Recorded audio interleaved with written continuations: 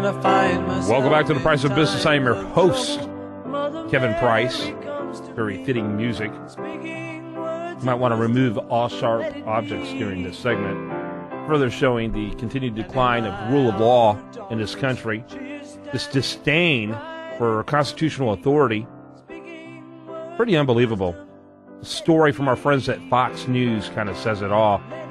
Sigmund Kramer and I will have comments about it right after it's done.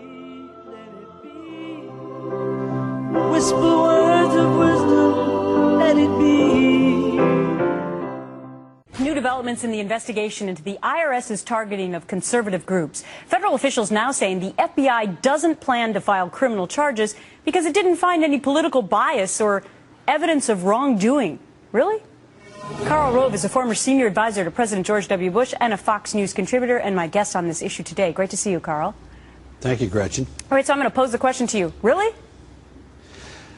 This story is a little interesting because, first of all, it is not a statement from the FBI itself. The story that the Wall Street Journal reported on yesterday quotes law enforcement officials. Now, if it was the Bureau, they could have had an official statement from the Bureau, or they could have said Bureau officials say, or leaders at the Bureau say. But law enforcement officials is a broader term that may mean it could apply to the U.S. Attorney's Office, it could apply to somebody at Justice Department, in or outside of the Criminal Justice Division there at Justice. So I thought it was very odd. That was the first thing. The second thing is that, look, the FBI rarely comments on a investigation while the investigation is going on. Right. And so it'd be unusual for this to happen. And finally, the FBI director, Comey, last week said this is an important investigation where it is continuing. And it just strikes me as odd for we now had to have, less than a week after that announcement to have by the director of the FBI that it was continuing, that we now have a leak from somebody saying, oh, well, it's going to end up with nothing. No doubt, especially since many people allege that the FBI was dragging its heels to even start the investigation. So now to say that it's all, here, we're done. No criminal charges. Here's part of the quote, though. It says they found no evidence of political bias or, quote, enemy hunting that would amount to a violation of criminal law. Instead, what emerged during the probe was evidence of a mismanaged bureaucracy enforcing rules about tax exemption applications it didn't understand. What? Yeah, well, look, we know this.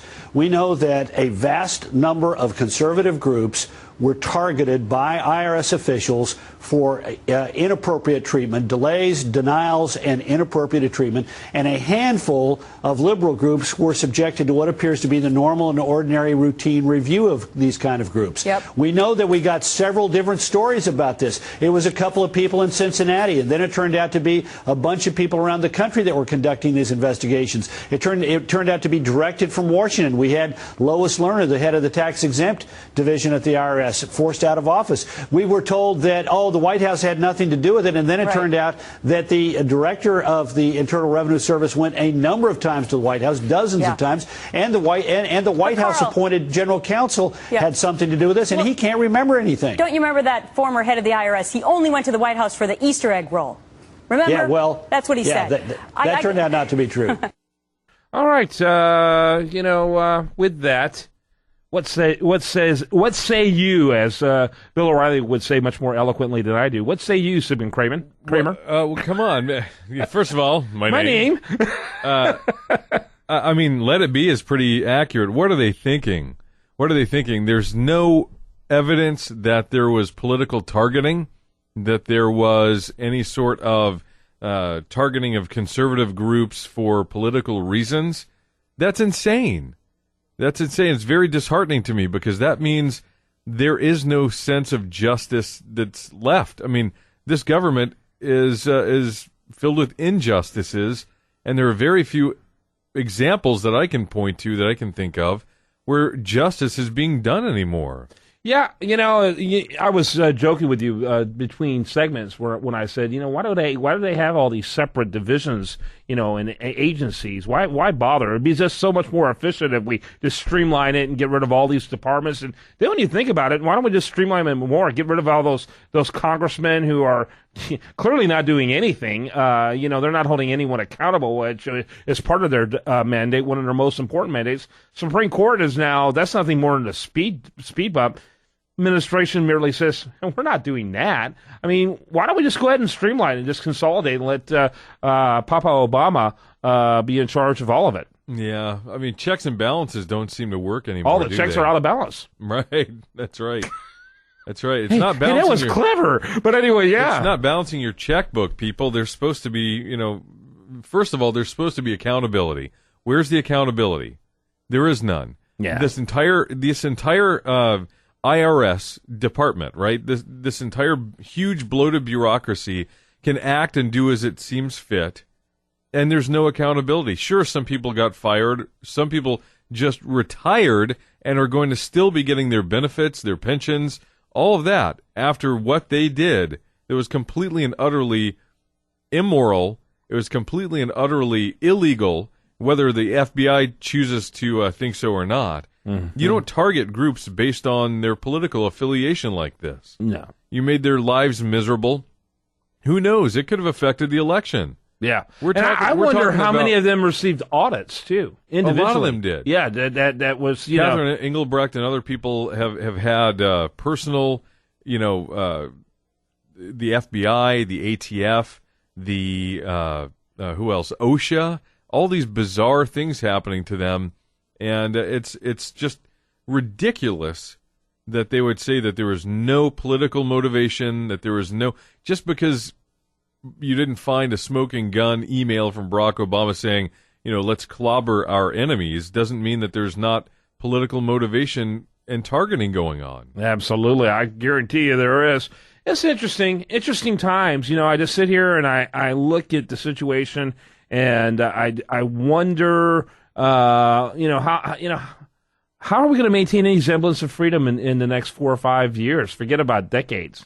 It seems like that sucking sound we hear is our rights going right out the window. Who's going to protect us from government out of control? There's an argument to be made that the IRS is the single most important, threatening, and powerful agency in the entire government. Yep. And for them to be able to act as they see fit, with no FBI or no law enforcement officials saying that they had any criminal activity and that they did nothing wrong. And so what message does this send to the IRS or any other governmental agency? It says, I can get by with whatever I want to do to the American people, and there is no accountability. None.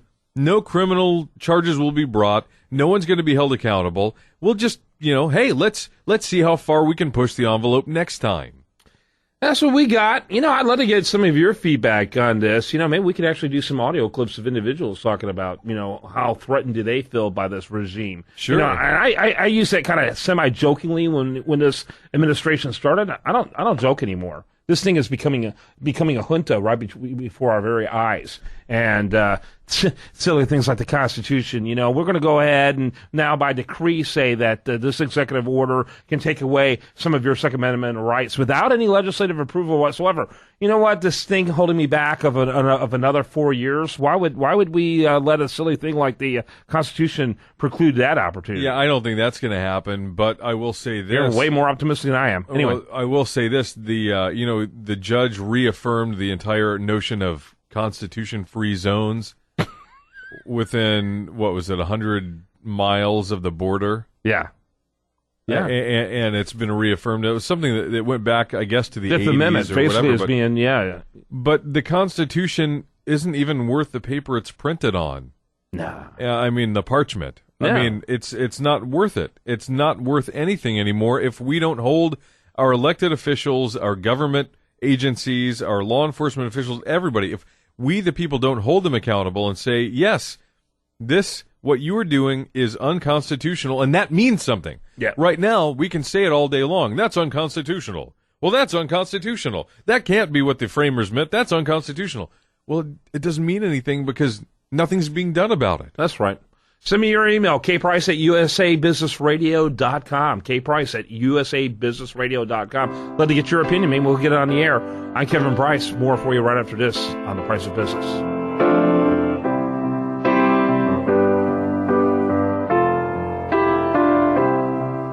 When I find myself in times of trouble, Mother Mary comes comes to me, speaking